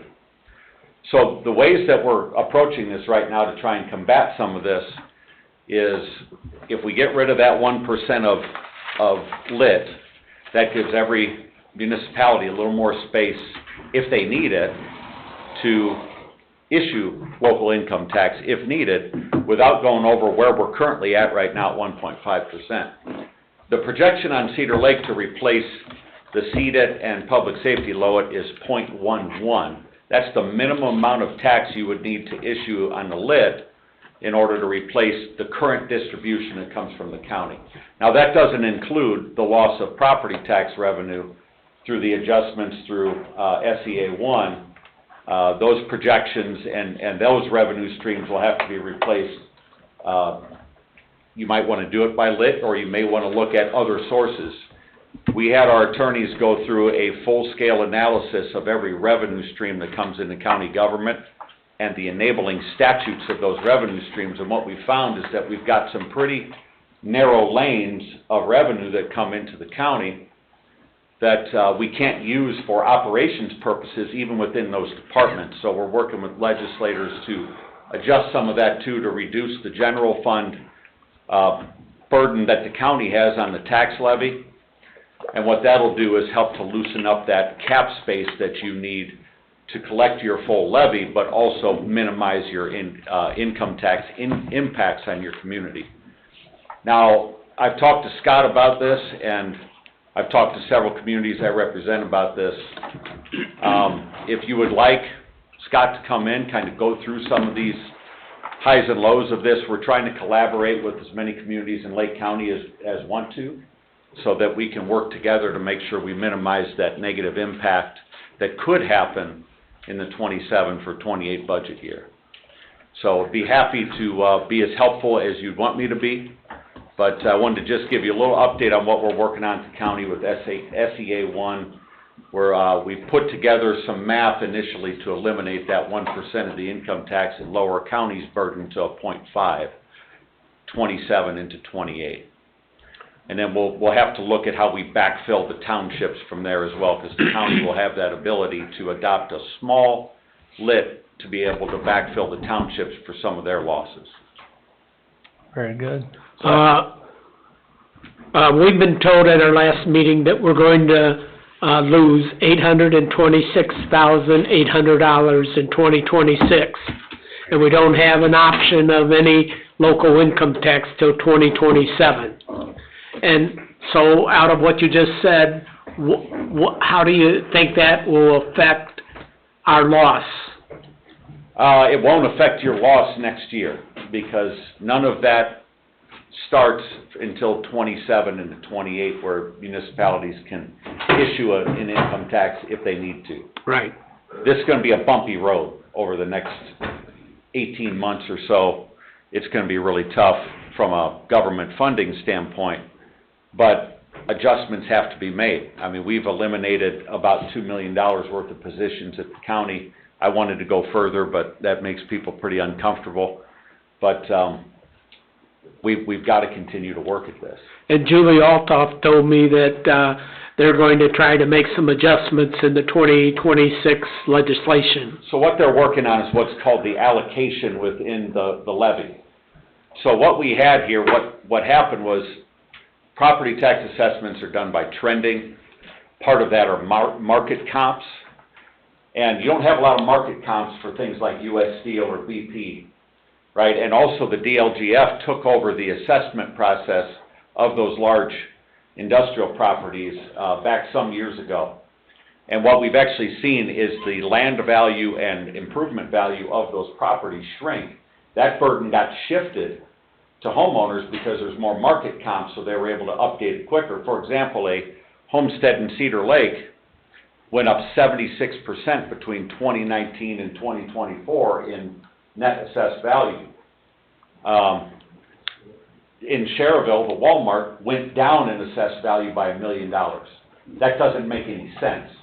So they have to work on the allocation equations that's within the enabling statutes to balance that again, because what you saw was a tax burden shift of a net of 12%. 6% went on the homeowners, 0% tax burden shift on the 2% payers, and a -6% to the commercial payers. And the commercial payers were suing municipalities and because they said they were over-assessed, and then they had to turn around and start paying them money back. Yeah, they've got the money to hire the lawyers, to take you to the wall on it, and that's one of the problems. So you have to change the mathematics within it to change the allocation formulas that will allow for the system to rebalance, which will help to share the tax burden in a more fair manner.